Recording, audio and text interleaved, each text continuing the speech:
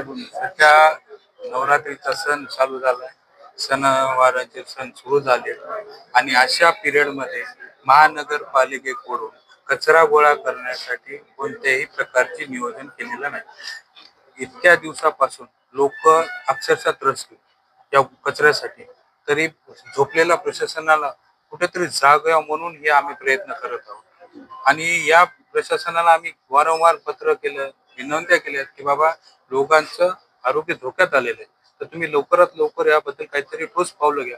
पण झोपलेल्या प्रशासनाला जाग येत नाही, त्याच्यामुळे आम्हाला शेवटी रस्त्यावर उतरावं लागलं. ही जी भूमिका आपण आक्रमक घेतली याच्यातून काय वाटतं की प्रशासनाला खरंच जागेल का की खरंच करतील का असं? नाही, आता ह्या पद्धतीवरून तर वाटेल की आम्हाला हे तर फक्त त्यांना एक डेमो पद्धतीने आम्ही दिलंय की बाबा आम्ही हे आता जे केलंय तर हे फक्त या इथपर्यंत होतं. ह्याच्यानंतरचं जे राहील ते मान्य कलेक्टर साहेबांच्या ऑफिसच्या तिथं राहील, त्याच्यानंतर कमिशनर साहेबांच्या घरी सुद्धा जाईल.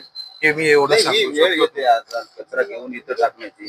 आपल्याला सगळ्यांना दुर्गंधीचा शहरवासियांना त्रास होईल. ही वेळ येते म्हणजे अजून याच्या पुढे काय असेल?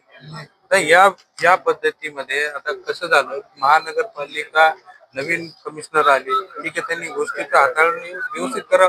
पण आरोग्य संदर्भातली गोष्ट आहे, उद्याच्याला रोगराई झाली तर कोण जिम्मेदार राहणार त्या गोष्टीला?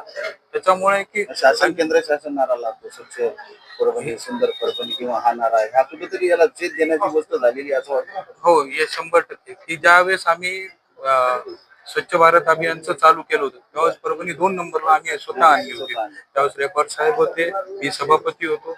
आम्ही त्यावेळेस स्वच्छतेच्या बाबतीत खूप काही कामं केली. तर कुठेतरी असं वाटतं की आपण एवढं मोठं प्रयत्न केले आणि हा नवीन प्रशासकीय अधिकारी येताना आपली परभणी खराब करून जातात असं वाटायला कुठेतरी. काय सांगाल ऐकताना काय की लवकरात लवकर हे परभणी शहराची जी कचऱ्याची बकाल अवस्था झालेली आहे की तुम्ही लवकरात लवकर नीट करावी, अशा आमच्या सगळ्या परभणीकरांकडून एक इच्छा व्यक्त करतो.